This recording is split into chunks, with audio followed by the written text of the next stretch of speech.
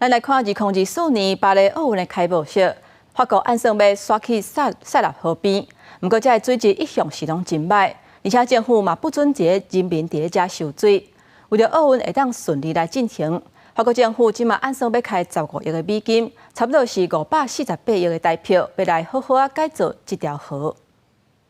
巴黎奥运2024年这个2月进行，法国打算要改变开幕典礼一样拢伫咧电竞场举办的传统，邀请各国的运动员甲代表团齐船出场，沿着塞纳河欣赏巴黎的风景。不过问题是，虽然塞纳河总是互人浪漫美好的感受，不过实际上100年来，明星甲工业废水拢总向内面倒，所以塞纳河早就无适合游泳。即马这条土青色的河，因为巴黎要办奥运，得到净化加改造的机会。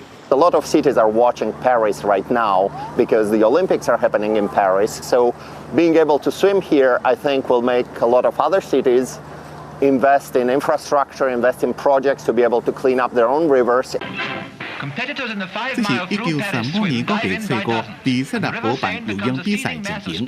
伫过去几60年来，历任的市长拢有整治塞纳河的计划，不过要让人放心游泳，目前还阁做未到。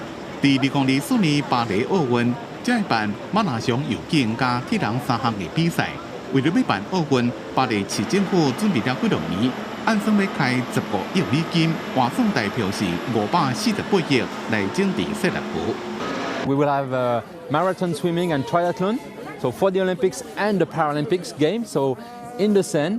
And it's great because, as you said, it's been a project for decades, and that's for me a fantastic demonstration of the power of the games. Thanks to the games, we are the possibility to make sure that all the stakeholders will accelerate the work to make sure that by 2024, it will be possible and feasible to swim in the River Seine.